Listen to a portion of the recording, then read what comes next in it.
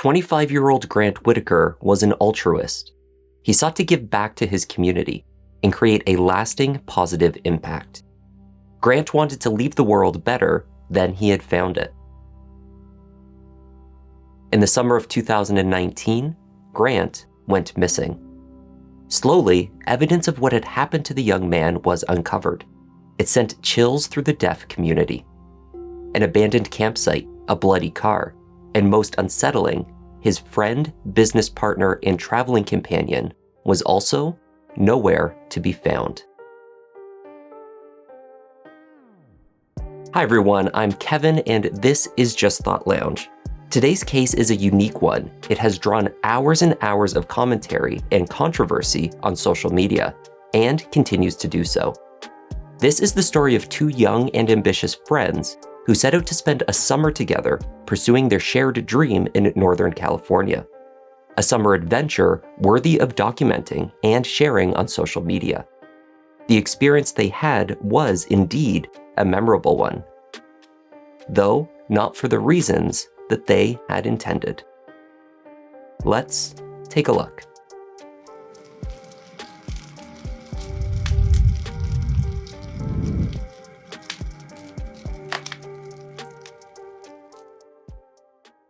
On the surface, Mavrick Fisher and Grant Whitaker seem to have quite a bit in common.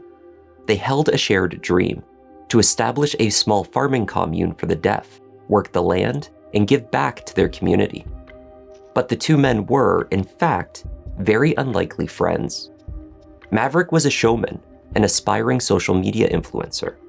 In the summer of 2019, he had some success gaining a following online. He posted regularly on Facebook and maintained a YouTube channel with tens of thousands of subscribers. Not everyone would agree with the nature of his content, however. Mavrick was at times controversial. He created videos for their shock value and embraced any and all attention or traction that he received, positive or negative. He also posted of his adventures traveling all over North America and then to locations across Europe. I got home and ran inside and realized I feel different. I feel alive. I feel stronger. I feel powerful. I feel more confident about my life. I feel unstoppable. I want more. I put all my money into buying plane tickets. I had like $100 left for food. I was ready, so I got on a plane and went to Norway. 21-year-old Mavrick painted the picture of a young nomad joyously exploring unique and beautiful locations across the globe. Grant, by contrast, was far more reserved. He loved farming and cared deeply for his vision of developing a community based around sound farming practices. In this endeavor, the friends agreed to be business partners. After meeting through an online community for the deaf that spring, the two began their plans. Grant had the knowledge and expertise, while Mavrick delivered the exposure that they believed would be helpful to get the project off the ground. In the summer of 2019, the pair worked on a handful of farms in Northern California. Mavrick recorded their experiences and posted updates. By mid-August, it had been roughly 3 months since Grant and Mavrick had begun their farming and traveling adventure. Grant had borrowed his grandmother's 2011 Blue Impala to take the two around. He was usually in contact with his grandmother to check in every day. By Friday, August 23rd, Grant had been out of contact for 4 days. Messages and calls went unanswered. Uncertain of his whereabouts and concerned for his welfare, Grant's grandmother contacted local law enforcement and reported him missing. The day after Grant was reported missing, a Blue Impala was found abandoned in a thrift store parking lot in Clear Lake Oaks in Lake County, California. The license plate confirmed that this was the same vehicle that had just been reported stolen by Grant's grandmother the previous day. Law enforcement found the doors were unlocked. Inside, there was no doubt that something horrific and likely fatal had occurred. There were bloodstains and smudges throughout the vehicle, on the console and seats. A large smear across the back floorboards was suggestive of someone having been dragged out from the side. The car was taken in for further processing. The state of the vehicle was deeply troubling. At that stage, law enforcement had been unable to reach either Grant Whitaker or Mavrick Fisher. Had either friend or both met with foul play. Several days before the car was found, there were indications that something was not right. At just after 11 a.m. on Tuesday, August 20th, Grant's girlfriend, Marissa, received a text that struck her as odd and concerning. It was sent from Grant's phone and suggested that he and Mavrick were on their way back to a ranch where they had previously spent some time working. Marissa had been under the impression from Grant's previous messages that he and Mavrick would be parting ways very shortly. She knew that they had been having disagreements over their business plans and that Grant was fed up. They disagreed over the direction of the communal farm. While Grant's focus was primarily on vegetables and agricultural products, Mavrick was keen on pursuing marijuana. But there was no indication of the underlying hostility between the friends in the text from Grant's phone to Marissa that morning. It read, "Hey, good morning. I'm going to be stuck at Lee's ranch with Mav for probably 2 days cause my car's brakes are effed up. Mav said he can fix it once the parts arrive in 2 days. Ugh, this sucks. LOL." Aware that the friends were at odds, the language used in the message to Marissa didn't sit right. Also, Grant never used shortened language such as "cuz" in his messages. But Mavrick certainly did. Why was Mavrick sending messages from his friend's phone? And where was Grant? It wasn't long before concerned friends were posting on social media, speculating about Grant and Mavrick's whereabouts. There had been no farming or travel updates. The usually boisterous and extroverted Mavrick Fisher had uncharacteristically gone silent. After discovering the blue Impala, law enforcement sought to retrace Grant and Mavrick's movements from earlier in the week. Lake County Sheriff Office investigators learned of the disagreement that the two had been having over the plans for the farming community.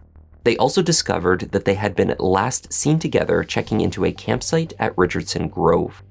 They were meant to stay for just one night, checking in on August 19th and then leaving on August 20th. The same day that Marissa had received the suspicious message from Grant's cell phone. Arriving at the campsite later that week, law enforcement found it empty. There were no signs of what, if anything, had occurred on the grounds. There were no signs of Grant or Mavrick. At least a portion of the text message sent to Marissa had been truthful. Mavrick had indeed arrived the day following the campsite stay at Lee's Ranch, a sprawling rural property where he and Grant had spent some time working earlier that year. But when Mavrick arrived, he was alone. He was driving the blue Impala. Lee noticed at that time a small injury on Mavrick's hand. He had a cut on his hand, and he told me that he was working on Grant's car. The story that he told Lee was that he and Grant had argued at the campsite the night before. Mavrick had declared that he wanted out of the partnership and would instead establish the farming commune on his own. According to Mavrick, Grant became angry at this and had attacked him, cut his hand with a knife, and after a brief scuffle, had run off.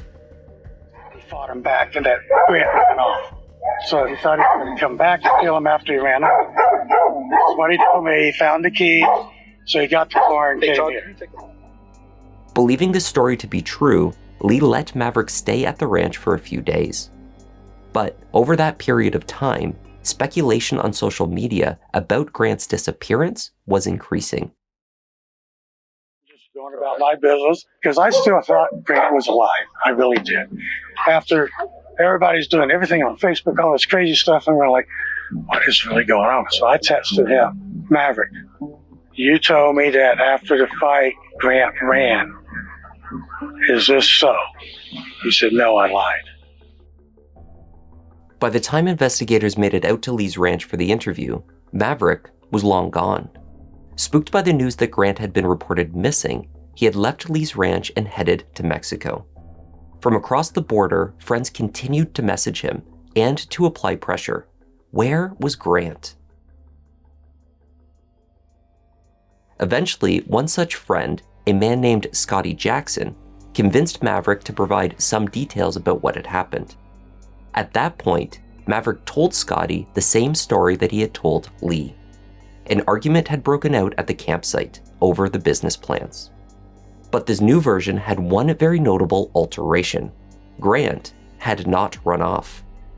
Mavrick claimed that after Grant came at him with the knife, he struck his friend in the head with a rock, and he had continued to hit him with the rock until Grant was no longer moving. Mavrick claimed it was self-defense. Panicked by what he had done, he placed Grant into the Impala and drove out to Lee's ranch. Days later, from Mexico, he messaged back to Lee, acknowledging that Grant was, in fact, dead. I just got a text this morning from the kid Mavrick. Let's read that. My good friend Scotty convinced me to tell him where the body is. The body's at your place. Why didn't he tell me straight up that very first day? Because I could have took him to you guys. Did you guys go look for the directions at all this morning? No, I did not want to do it.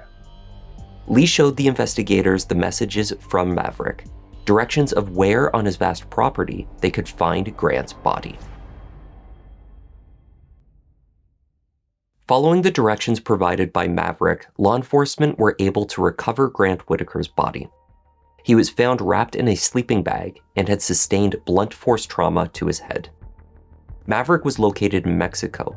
While a formal extradition was underway, investigators spoke with him with the assistance of an interpreter to hear his story in his own words. Mavrick explained that he and Grant had pitched a single tent at the campsite for the night. They had used 4 large rocks placed on the outside of the tent to weigh down the corners. The two had argued and then fell silent for a few hours.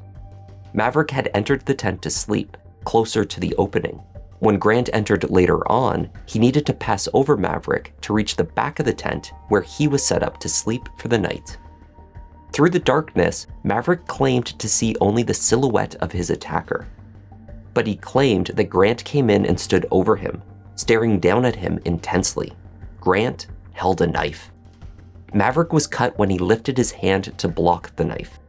Then, pushed almost outside of the tent during the ensuing struggle, Mavrick reached for one of the rocks sitting on the corner of the tent. With this rock in one of his hands, he struck at Grant until he was able to flee. Through the interpreter, Mavrick explained to the detectives what steps he had taken afterwards and why. Did Grant strike you? I thought he was going to strike me. It's hard because it was so late at night, and I could only see his silhouette. When you grabbed his hand, can you demonstrate what motion he was making? Was he punching? Was he slapping? Was he slashing? I don't even know. After Grant died, I was scared. I didn't even know what to do with the body. I wasn't thinking straight. I was thinking I'm going to be spending a lot of time in prison. I killed a person, and I decided to go to Lee's ranch. I used Lee's ATV. The body smelled, and I carried it. I thought, let's just put the body in the forest. I was not in my right mind. I was paranoid, and I bought a Greyhound bus ticket to Tijuana, Mexico, because I didn't want to go to jail for something that I had no intention of doing. Mavrick also told the investigators where they could find the tent.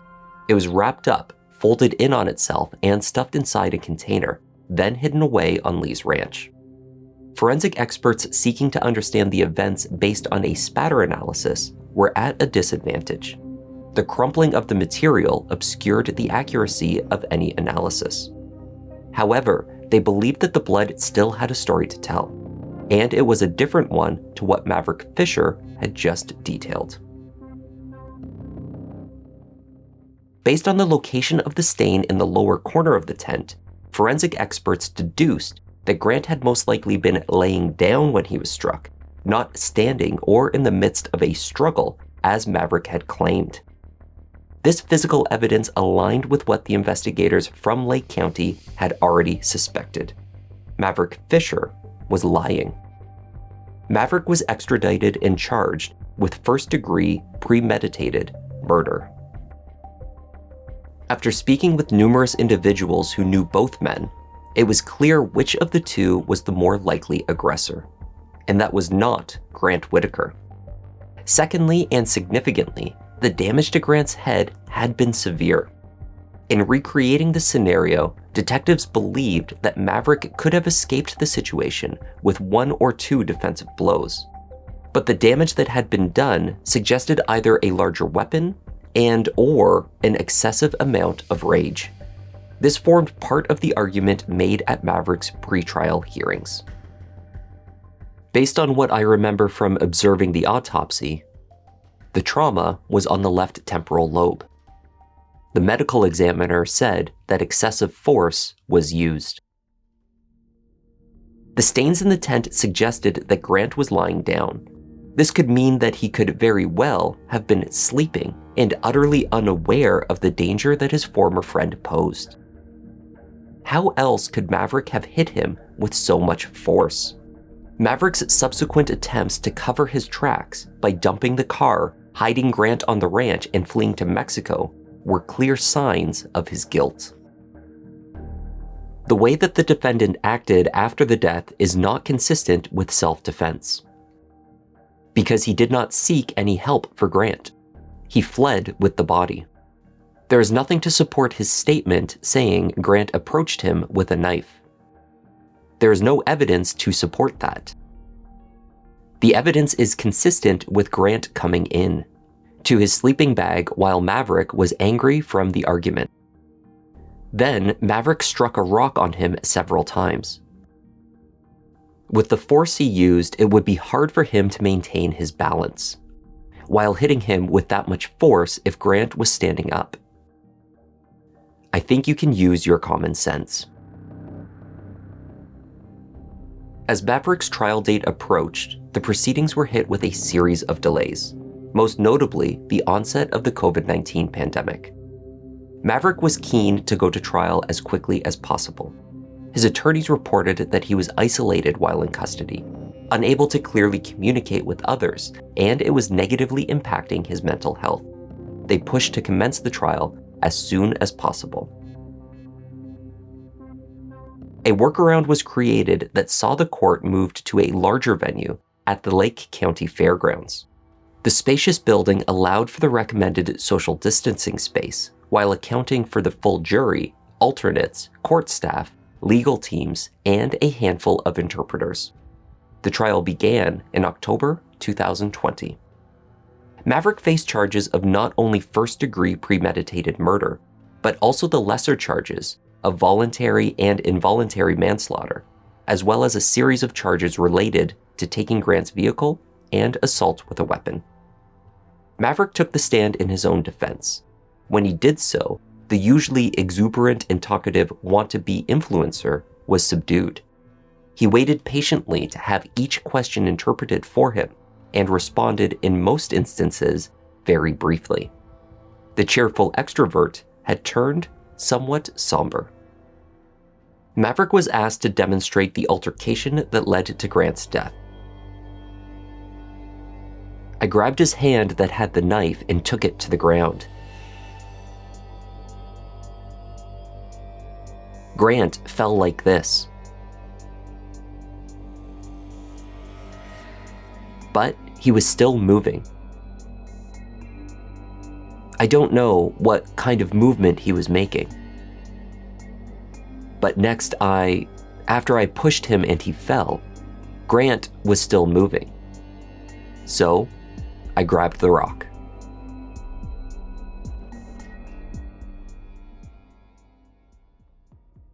The prosecution sought to establish that each strike with the rock was a form of premeditation. Mavrick could have stopped, but he chose not to. Mavrick did not seek help from other campers at nearby sites. Mavrick testified that immediately afterwards, he was relieved that the monster that he feared could no longer get him. He never thought to call 911. Instead, he followed a trail from the campsite to the river, carrying the rock that he had used to hit Grant. There, he tossed the rock into the water. After returning, he wrapped Grant in his sleeping bag and headed for Lee's ranch. The emotion I felt right at that time, there were actually two emotions. First was, oh no, I'm in deep trouble. And second was relief that the monster who's trying to eat me up isn't there anymore, something of that sort, that type of relief. And my heart was pounding. Seriously, it was pounding so hard. I was getting cramps in my stomach. I couldn't hold my urine, my pee. I didn't pee my pants, but it was hard for me to contain myself, and my heart was pounding. I don't know the word to even describe that feeling. Mavrick was on the stand for 3 full days. He offered a complete account of what he claimed had occurred. The trial lasted 3 weeks. Expert witnesses for the prosecution testified that the only way that Grant could have sustained his injuries was with a large rock being held with 2 hands, not 1. The first or second hit, quote, would have incapacitated Grant so that Mavrick could have gotten away, but he did not stop and run at that point. The ambiguity of the physical evidence was helpful for Mavrick's defense. The folded tent cast doubt on the accuracy of the spatter analysis. And investigators never recovered the murder weapon, the rock that Mavrick had gripped in his hand. Witnesses testifying to Grant Whitaker's temperament varied. Individuals close to Grant told the jury that he could have a temper and anger issues. Others insisted this was not the case at all. The jury deliberated over 2.5 days. Their verdict sent shockwaves through the deaf community online. Many influencers had been following the trial intently through online news channels and offering contemporaneous commentary. Mavrick Fisher was acquitted of first-degree murder. The jury did not believe that Mavrick killed his friend with intent. On the involuntary manslaughter count, Mavrick was found guilty, as well as unlawfully taking the Impala. The jury deadlocked on 2 of the other counts: voluntary manslaughter and assault with a deadly weapon. Speaking to the Daily Moth News after the verdict, one juror explained that they found Mavrick's testimony to be mostly credible. That the argument took place hours before Grant's death, to some jurors, ruled out the killing being in the heat of the moment, so voluntary manslaughter did not apply. Furthermore, photographs of the cut on Mavrick's hand suggested to them that Grant likely did have a knife. Even if he was not intending to kill Mavrick with this knife, most of the jurors believed that Mavrick's perception that his life was in danger was reasonable. So the jury determined that it was an act of self-defense, but one that went too far.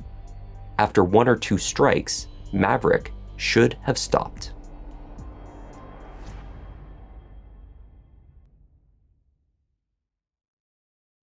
After his extradition from Mexico and before his trial began, Mavrick was held in custody. During that time, he had been visited by a blogger from Alabama named Blake Tucker. Blake was interested in Mavrick's case. He asked the alleged murderer for details about the campsite and the murder weapon. Mavrick was happy to oblige. He provided Blake with details of the campsite and a description of the rock. With this information in hand, Blake traveled out to Richardson Grove. There was only one campsite with a river, so it was very obvious. I looked around and I remembered Mavrick telling me that he couldn't remember anything, that he was scared. He said all he could remember was that his phone's light reflected on an orange life jacket near the river. I spotted the orange life jacket, but I didn't see any murder weapon. So I decided to do the work myself. I searched for many hours, turning over rock after rock. Then I noticed the clear and shiny rocks that looked new.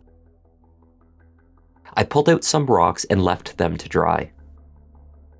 Once they dried, I noticed one of the rocks had a brownish red dry blood stain. It was obvious. I felt sick. After Blake discovered what he believed to be the rock used to kill Grant Whitaker, he notified the park ranger. But after communicating to them what he had found, they appeared to discount the evidence. They said it's very common for campers to use rocks to kill fish before cooking them. That made sense to me, but the rangers thanked me for bringing it in, and they sent it to be investigated. Although Blake was informed that the rock would be passed along for further investigation, he was surprised to learn later, when the case went to trial, that there was no murder weapon. He was subsequently informed that it was never entered into evidence.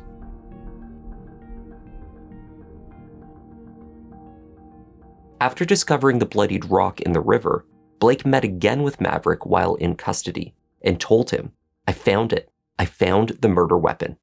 Mavrick's reaction was shocking. It was pointy on one end, right? It was big, big, big. About this size?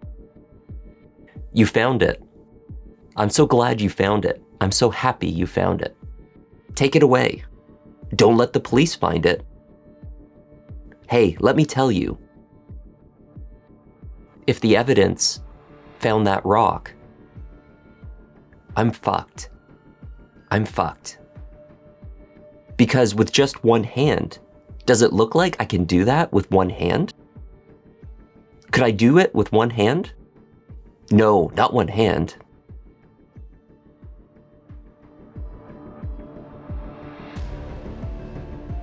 This video of Mavrick's exchange has been interpreted by many to be a confession to murder. Whether the rock that Blake found was the weapon used that night or not, Mavrick concedes that the one he had used was too large to hold in a single hand. He had grasped the weapon in two hands in the attack on Grant, a conclusion that the prosecution had theorized at trial to prove first-degree murder. Whatever had taken place leading to the death of Grant Whitaker, it had not happened in the way that Mavrick Fisher had testified. District Attorney Susan Crones filed a motion to retry Mavrick Fisher on the deadlocked charges. The jury's decision had left Grant Whitaker's family feeling robbed of justice. Mavrick's defense team argued a lack of precedence existed to retry on a murder charge. He could not face first-degree charges after the acquittal, but it also did not make sense to retry him on the voluntary manslaughter charge on which the jury had deadlocked. His team argued that since Mavrick had been convicted based on the conditions of involuntary manslaughter, it would be a direct contradiction to now try him again for voluntary manslaughter. The circumstances that led to the death of Grant Whitaker could not meet both conditions at the same time. The jury's decision as they made it. And the decision we have is that Mr. Fisher was guilty of involuntary manslaughter. If it's involuntary manslaughter, it can't really be voluntary manslaughter. In these circumstances, it would require a different mental state. The judge agreed. This decision came as yet another relief to Mavrick. As he was escorted out of the courtroom, he paused to sign a single word: free. Mavrick Fisher was sentenced to 4 years in state prison.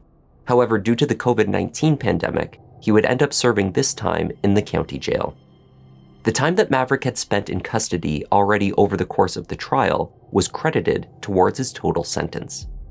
District Attorney Susan Crones stated at the sentencing hearing that she calculated that Mavrick would serve an additional 270 days in jail or prison before he was paroled. Based on the jury's assessment of what had occurred, Crones believed that this sentence was appropriate. She only hoped that at some point, Mavrick would show in some way that he had remorse for what he did to Grant Whitaker. Her calculations proved to be largely accurate. In 2021, after 1 year and 7 months in county jail, Mavrick Fisher was released. He has returned to social media, where he continues to post videos to his Facebook and YouTube channel.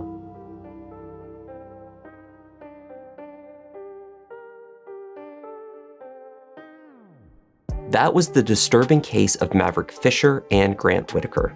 Thanks for watching. I'm Kevin, and I'll see you next week.